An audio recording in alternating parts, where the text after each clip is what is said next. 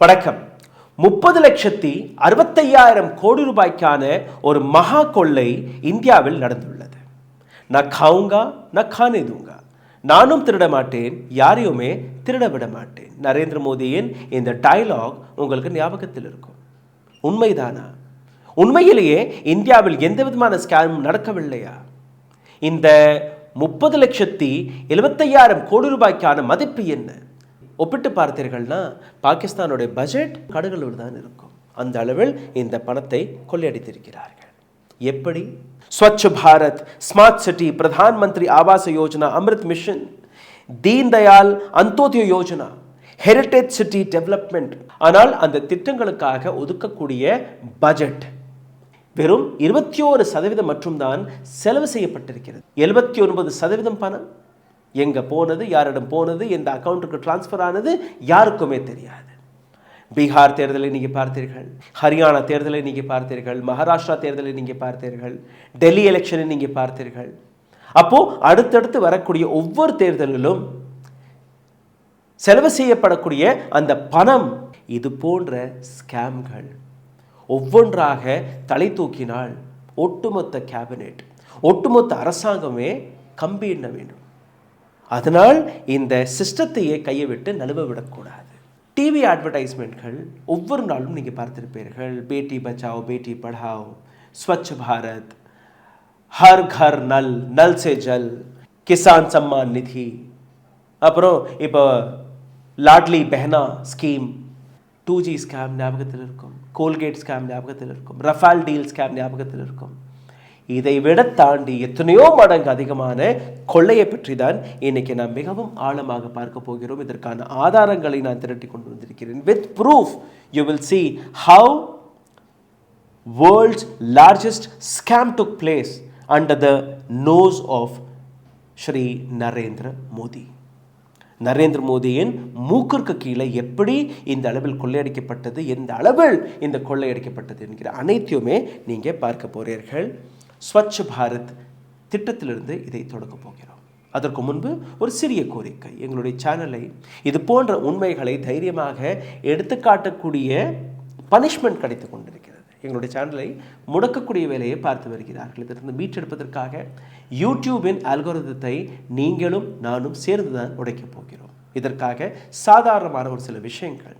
Like, share, subscribe பட்டனை தட்ட மறக்காதீர்கள். இந்த விஷயத்தை பற்றி, சப்ஜெக்டை பற்றி உங்களுடைய கேள்விகள், கருத்துக்களை கீழே கமெண்ட் பாக்ஸில் எழுதிவிடுங்கள். இதை செய்தால் போதும் இந்த வீடியோவை ஏராளமான நபர்களுக்கு எடுத்துச் செல்லலாம். இதை தாண்டி அருகில் இருக்கக்கூடிய QR கோட், பொருளாதார ரீதியாக எங்களை சப்போர்ட் செய்ய நினைக்கக்கூடிய நபர்கள் அதையும் செய்யலாம். உடல் வலிமையை உறுதி செய்யும் சிலாஜித், கவனத்தை மேம்படுத்தும் அஸ்வகந்தா மற்றும் உயிர் சக்தியை பெருக செய்யும் சஃபேடு முஸ்லி போன்ற இமயமலையின் மூலிகை பொருட்களை கொண்டு வந்து மிஸ்டர் பர்ஃபெக்ட் உருவாக்கப்பட்டுள்ளது. ஒவ்வொரு முறை உட்கொள்ளும் போதும் உடல் சக்தி, வலிமை மற்றும் மன வலிமை உறுதி செய்யப்படுகிறது. மா நேச்சுரல்ஸ் மூலம் மகிழ்ச்சியான தலைமுறைகள் உருவாகிறது. இப்போது மிஸ்டர் பர்ஃபெக்ட்டுடன் உங்கள் தலைமுறையும் வலிமையாகட்டும். எங்கள் வெப்சைட்டில் இருந்து உடனே ஆர்டர் செய்யுங்கள். வாட்ஸ்அப் எண்ணிலும் தொடர்பு கொள்ளலாம்.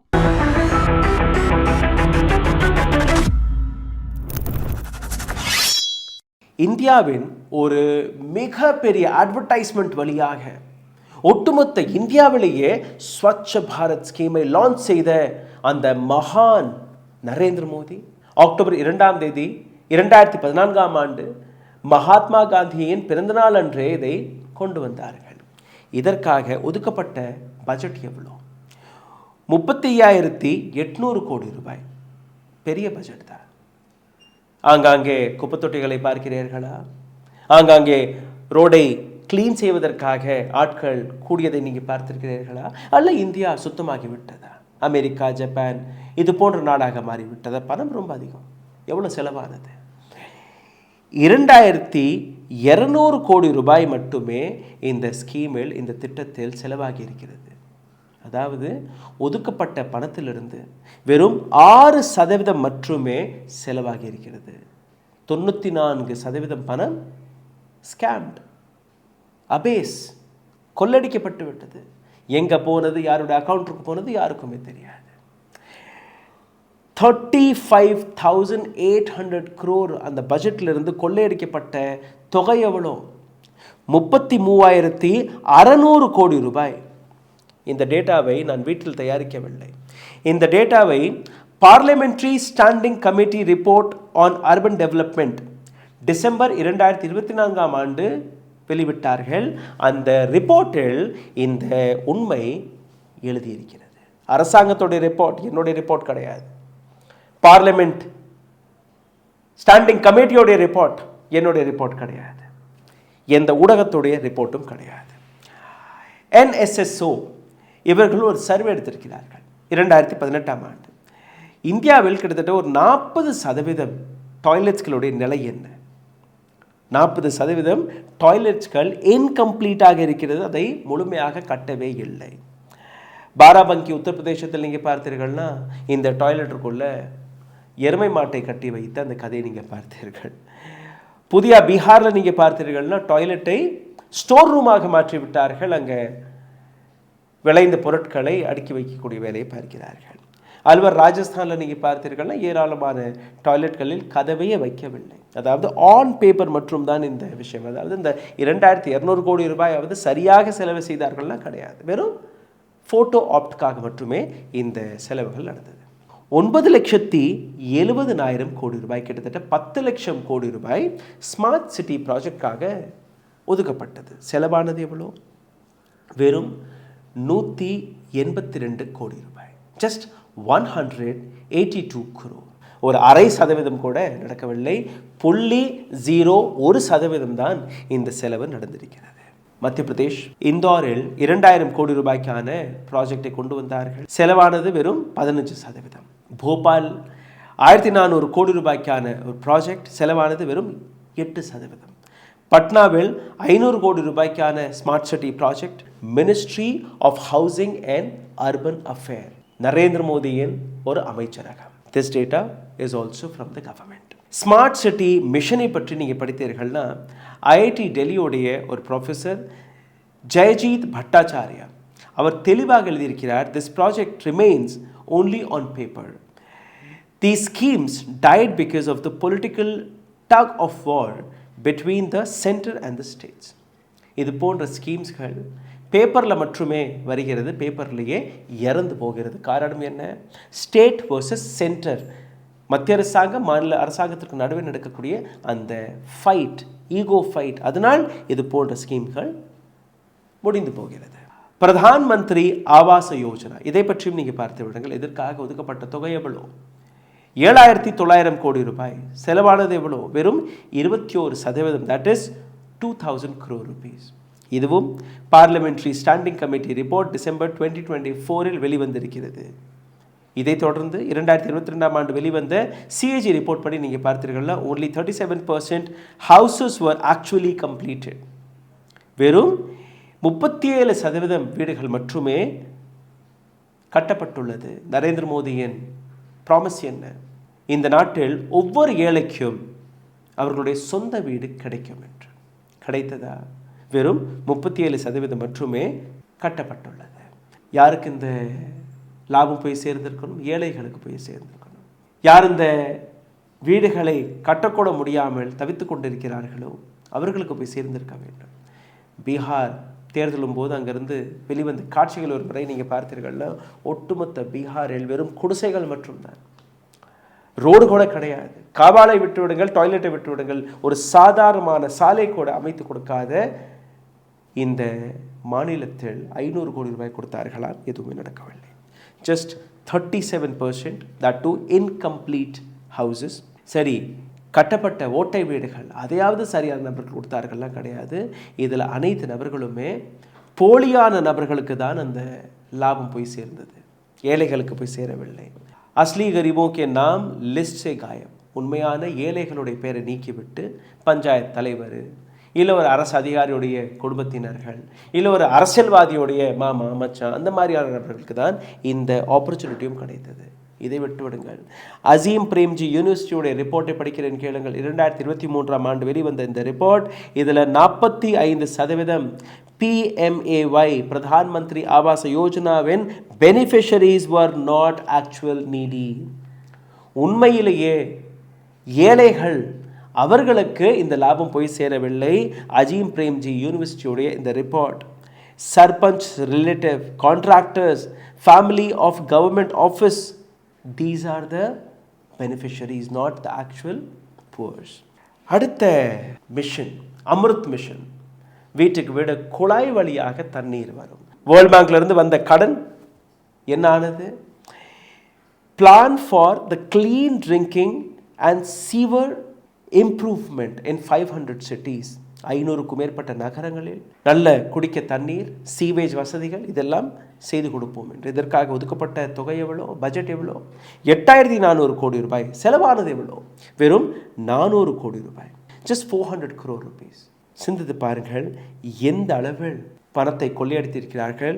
வேர்ல்ட் பேங்க் 2023 ரிப்போர்ட் படி பார்த்தீர்கள்னா 50% urban homes in India get piped water, only 50%.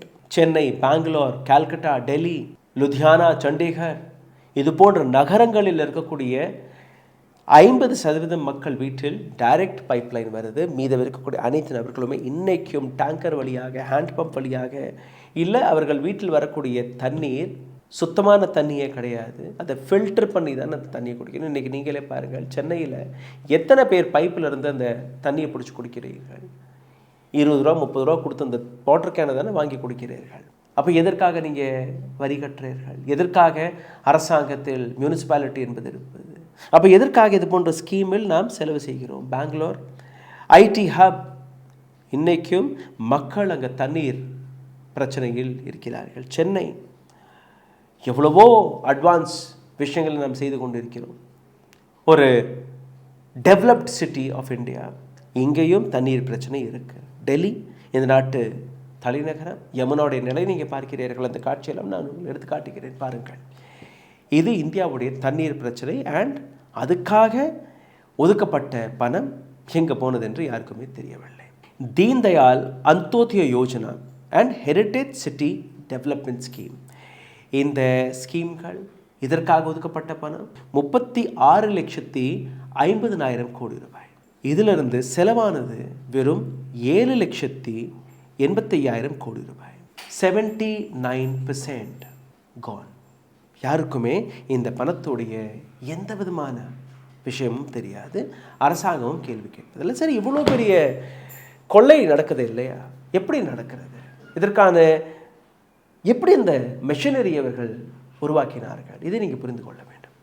இதை ஒரு 4 லேயராக பிரிக்கிறோம். 4 லேயர்னால் 4 விதமாக இவர்கள் இந்த கொள்ளைகளை அடிக்கிறார்கள். முதல் ஃப்ரேம் த ஃபெட்ரல் ஸ்ட்ரக்சர் கேம். இந்தியா ஒரு ஃபெட்ரல் ஸ்ட்ரக்சர். இந்த ஃபெட்ரல் ஸ்ட்ரக்சரை வைத்தே இந்த ஒட்டுமொத்த கேம் பிளான் நடந்து விடுகிறது. எப்படி? சென்டர் பாலிசியை உருவாக்குகிறது. சென்டர் ஆஃப் பாலிசி ரிசர்ச் 2023 முறைப்படி அவர்கள் ஒரு டேட்டாவை கொடுத்திருக்கிறார்கள். இந்த டேட்டாவை பார்த்தீர்கள். Because of political fight between centre and state, 60% of central schemes are getting failed. Centre and state கவர்மெண்ட்டுக்கு நடுவே நடக்கக்கூடிய அந்த பிரச்சனைகளை வைத்து 60% ஸ்கீம்ஸ் ஃபெயில் ஆகி கொண்டிருக்கிறது. இது மட்டுமல்ல, உதாரணத்துக்கு நீங்கள் பார்த்தீர்கள்னா டிஎம்சி அல்ல டிஎம்கே அரசாங்கம் அல்ல காங்கிரஸ் எங்கெல்லாம் இருக்கிறோம் அந்த அரசாங்கம், சென்ட்ரல் கவர்மெண்ட் ஒரு ஸ்கீமை லான்ச் செய்கிறார்கள். அந்த ஸ்கீமுக்கான ஃபண்ட் எதிர்கட்சிகள், காங்கிரஸ் இருக்கக்கூடிய மாநிலம், DMK Tamil Nadu, TMC west Bengal, இது போன்ற மாநிலங்களுக்கு அந்த பேமெண்ட்டை கொடுப்பதில்லை, இல்லை டிலே ஆக்கி கொடுப்பது. ஃபைல்ஸ்களை ஒரு டேபிளில் இருந்து இன்னொரு டேபிளுக்கு ஷிஃப்ட் செய்து கொண்டே இருப்பது. அதற்கு மேலே நீங்கள் பார்த்தீர்கள்னா கவர்னர் அந்த ஃபைல்ஸ்களில் கையெழுத்து போடாமல் அப்படியே அமர்த்துவார். இது போன்ற விஷயங்கள். ப்ராஜெக்டுக்கு எந்த விதமான பணமும் வராது, அப்படியே அந்த ப்ராஜெக்ட் முடக்கப்பட்டுவிடும். டிரான்ஸ்பரன்சி இன்டர்நேஷ்னல் 2024 வெளிவிட்ட ரேங்கிங்கை நீங்கள் பார்த்தீர்கள்னா உலகத்தில் இருக்கக்கூடிய 180 நாடுகளில் இந்தியா கரப்ஷன் பட்டியலில், கரப்ஷன் பெர்செப்ஷன் இண்டெக்ஸ் பட்டியலில் 93வது இடத்தில் இருக்குது. அந்த அளவில் இந்தியாவில் கரப்ஷன் இருக்குது. சிஏஜி ரிப்போர்ட் படி நீங்கள் பார்த்தீர்கள்னா ஸ்வச் பாரத் மிஷனுக்காக போலியான படங்கள், போலியான டாக்குமெண்ட்ஸ்கள், போலியான சர்டிஃபிகேட்ஸ்களை காட்டி no work was done, but the paper, on paper, money was shown as spent. வேலையை பார்க்காமல் வெறும் ஃபோட்டோ, வெறும் பில்ஸ்களை மட்டும் சப்மிட் செய்து பணத்தை வசூலித்திருக்கிறார்கள். அதிகாரிகள் அதற்கு கையெழுத்தும் போட்டிருக்கிறார்கள். This is the layer number 2. Bureau of Outreach and communication data ஒரு மிக சீரியஸான டேட்டாவை வெளிவிட்டிருக்கிறார்கள். Between 2014 and 23 the central government spent over 10,000 crore just praising itself. 2014 ஆண்டிலிருந்து 2023 ஆண்டுக்குள் கிட்டத்தட்ட 10,000 கோடி ரூபாய் அரசாங்கம் தன்னை மையப்படுத்தி தன்னுடைய பெருமைகள் எடுத்துக்காட்டுவதற்காக, நரேந்திர மோடியின் பெருமைகள் எடுத்துக்காட்டுவதற்காக மட்டுமே செலவழித்த தொகை, அட்வர்டைஸ்மெண்ட்டிற்காக செலவழித்த தொகை 10,000 கோடி ரூபாய். அப்போது கிரவுண்டில் வேலை நடக்கலை. வேலையை பார்க்காமல் வெறும் on paper, on advertisement, we can do everything. எந்த மீடியாவும் இதை பற்றி பேசக்கூடாது என்பதற்கும் ஒரு வழியை தேடிவிட்டார்கள். Economic and political weekly 2022 report படி நீங்கள் பார்த்தீர்கள்னா many media houses get government ads on one condition. ஒரு கண்டிஷன் போட்டு தான் அந்த கவர்மெண்ட் அட்வர்டைஸ்மெண்ட்டே இது போன்ற மீடியா ஹவுசஸ்களுக்கு கொடுக்குறார்கள். என்ன condition? do not criticize the government. So the channel you watch a channel which is sold. அதனால தான் நீங்கள் பார்த்தீர்கள்னா ஒட்டுமொத்த கோதி மீடியா மத்திய அரசாங்கம் அல்ல மாநில அரசாங்கத்துடைய அந்த மகிமைகளையே பாடி வருகிறது. தமிழ்நாட்டில் நீங்கள் பார்த்தீர்கள், இப்போ டிஎம்கே அரசாங்கம் இருக்குது. டிஎம்கே அரசாங்கம் அட்வர்டைஸ்மெண்ட்களை போடுவார்கள். ஆனால் அந்த அட்வர்டைஸ்மெண்ட்டுக்கு பின்னாடி ஆன் கிரவுண்ட் அதற்கான ரியாலிட்டி என்ன யாருமே செக் செய்வதில்லை. மத்திய அரசாங்கம் கொண்டு வரக்கூடிய திட்டங்கள் ஆன் கிரவுண்ட் அதற்கான ரியாலிட்டி செக் யாருமே செய்வதில்லை. It is just on paper and you have been fooled. Former finance secretary சுபாஷ் சந்திரா கர்க் 2021 ஆண்டு ஒரு புத்தகத்தை எழுதுகிறார். இந்த புத்தகத்துடைய தலைப்பு the trillion dream. India's development scheme are designed keeping vote bank in mind, not the real needs. அந்த புத்தகத்தில் அவர் எழுதுகிறார், இந்தியாவில் வரக்கூடிய ஒவ்வொரு ஸ்கீமும் வரக்கூடிய தேர்தல்களை மையப்படுத்தி தேர்தல்களுக்காகவே அந்த ஸ்கீம்ஸ்களை லான்ச் செய்கிறார்கள். மக்களுடைய தேவை என்ன, மக்களுடைய பிரச்சனைகள் என்ன, அதை சரிபார்ப்பதற்காக இந்த ஸ்கீமை கொண்டு வருவதா? அப்படியெல்லாம் இந்த ஸ்கீம்களை கொண்டு வருவதில்லை, தேர்தல் மட்டுமே தான். இந்த ஒட்டுமொத்த விஷயத்தில் 5 புள்ளிகளை நீங்கள் மிக முக்கியமாக பார்க்கணும். Make huge announcement. பெரிய பெரிய அனௌன்ஸ்மெண்ட்டை கொடுங்க. நாங்கள் ஆட்சியில் வந்துட்டோம்னா உங்களோட அக்கௌண்ட்டுக்கு 2 லட்சம் ரூபா கொடுத்துருவோம், உங்களுடைய விவசாய கடனை அழித்து விடுவோம், இது போன்ற விஷயங்கள். Make big promises and people will be fooled, they will vote for you. Second, massive propaganda. TV media வழியாக பெரிய பெரிய அட்வர்டைஸ்மெண்ட்களை போட்டு மறுபடியும் மக்களை கவருவது. Release fake data. டெல்லியில் பொல்யூஷன் நடக்குது. டெல்லி வெப்சைட்டை போய் பார்த்தீர்கள்னா AQI data is around 200-300. But அங்கே இருக்கக்கூடிய மக்கள் அவர்கள் கையில் இருக்கக்கூடிய அந்த கருவியெல்லாம் நீங்கள் எடுத்து பார்த்தீர்கள்னா த AQI level is 900-800. Few places it is crossing 1000. 20 லட்சம் நபர்கள் இறந்திருக்கிறார்கள். 20 lakh people. 5 வயதிற்கு கீழே இருக்கக்கூடிய குழந்தைகள், 3 குழந்தைகள், ஒரு குழந்தையுடைய லிவர் டேமேஜ், லங்ஸ் டேமேஜ். முதியோர்களோட நிலை அப்படிதான் இருக்கு. கோவிடை விட பல மடங்கு சீரியஸான சிச்சுவேஷன் இன்னைக்கு டெல்லியில் இருக்கு. Blame game. நாங்கள் பண்ணலை, எதுக்கு தொட்டதுக்கெல்லாம் இந்திரா காந்தி, ராஜீவ் காந்தி, மகாத்மா காந்தி, நேரு, இல்லை அரவிந்த் கெஜ்ரிவால், இல்லை மம்தா பானர்ஜி, நாங்கள் செய்யலை, நாங்கள் எதுவும் பண்ண மாட்டோம். நீங்கள் எங்களுக்கு முன்னாடி இருந்த அரசாங்கத்துடைய தவறு தான் இன்னைக்கு நீங்கள் பார்த்து வருகிறீர்கள். Launch new schemes. இதெல்லாமே ஃபெயில் ஆகும்போது அதே ஸ்கீமை மறுபடியும் இன்னொரு புதிய பேரில் நீங்கள் கொண்டுட்டு வரலாம். மேக் இன் இண்டியான்னு கொண்டுட்டு வந்தார்கள், ஃபெயில் ஆகிடுச்சு. அப்புறம் ஆத்ம நிர்பர் பாரத்னு கொண்டுட்டு வந்தார்கள். அதே ஸ்கீம், புதிய பேர், புதிய ப்ராபகண்டா, புதிய அட்வர்டைஸ்மெண்ட் காஸ்ட், புதிய budget. So people will forget the old one. இன்னைக்கு நரேந்திர மோடி ஸ்மார்ட் சிட்டிஸ்களை பற்றி பேசுகிறாரா? ஸ்வச்ச பாரத்தை பற்றி பேசுகிறாரா? பேட்டி பச்சாவ் பேட்டி பढ़ாவ் அந்த திட்டத்தை பற்றி பேசுகிறாரா? கிடையாது. ஸோ இப்போ என்ன பேசுகிறாருன்னா, லாட்லி பெஹனா, 10,000 ரூபா கொடுப்போம், 2,000 ரூபா கொடுப்போம். This is what the new scheme is. இதையும் ஃபெயில் ஆனதுக்கப்புறம் புதிய ஸ்கீமை கொண்டு வந்து விடுவார்கள். இதில் மிக கேவலமான விஷயம் என்னவென்றால், இந்த ஸ்கீம் ஏழைகளுக்காக கொண்டு வரப்பட்டது, விவசாயிகளுக்காக கொண்டு வரப்பட்டது, விவசாயிகளுடைய நலத்திட்டத்திற்காக கொண்டு வரப்பட்டது. வீடு கிடைக்கும், டாய்லெட் கிடைக்கும், சுகாதாரமான சுற்றுச்சூழல் கிடைக்கும், எதுவுமே கிடைக்கவில்லை. இந்த பணம் எங்கவென்று கேட்டால் கூட அதற்கு பதில் கிடையாது. ஆர்டிஐ போட்டால் நாங்கள் பதில் கொடுக்க மாட்டோம். அரசாங்கத்திடம் போய் கேள்வி கேட்டால் நீங்கள் தேச துரோகி. மீடியா எந்த வேலை பார்க்கணுமோ மீடியாவிற்கு அட்வர்டைஸ்மெண்ட்களை கொடுத்து வாயை அடைத்து விடுகிறார்கள். அப்போ என்ன செய்வது? You have to be vigilance. உங்களுடைய தொகுதிக்கு வரக்கூடிய திட்டங்களை கவனமாக பாருங்கள். படித்த நபர்கள் ஒவ்வொரு தொகுதியிலும் இருப்பார்கள். பாருங்கள் எவ்வளோ பணம் ஒதுக்கப்பட்டது அந்த ஸ்கீமுக்கு, அதற்கான வேலை நடந்ததா இல்லையா, டாய்லெட் சரியாக கட்டப்பட்டதா இல்லையா, ரோடு இங்கே சரியாக போட்டிருக்கார்களா இல்லையா, அந்த கான்ட்ராக்டர் யார், அந்த கான்ட்ராக்டரை எக்ஸ்போஸ் செய்யுங்கள். 200 கோடி ரூபாய்க்கு இந்த ரோடு, 200 கோடி ரூபாய்க்கான அந்த ரோடு தரமாக இருக்கா இல்லையா என்கிற அந்த வேலையை மக்களாகிய நீங்கள் பார்க்க வேண்டும். எம்எல்ஏ வந்தால் எம்எல்ஏவிடம் கேள்வி கேளுங்கள். வாரம் ஒரு முறை அந்த எம்எல்ஏ உங்களிடம் வரவில்லை என்றால் அவரை தேடி அவருடைய வீட்டை போய் முற்றுகையிடுங்கள். இது எல்லாமே நீங்கள் செய்தால் மட்டும்தான் இது போன்ற கொள்ளைகளை தடுத்து நிறுத்த முடியும். வெறும் அரசியல்வாதிகளை குற்றம் சுமத்தி, வெறும் மீடியாவை குறை கூறி இந்த நாட்டை நடத்த முடியாது. இந்த நாட்டில் மகாராஜாவாக நீங்கள் தான் இருக்கிறீர்கள். நரேந்திர மோடி அவர்கள் கூறும்படி மே பி சௌக்கிதார், பிரதான் சேவக் அவர்தான்.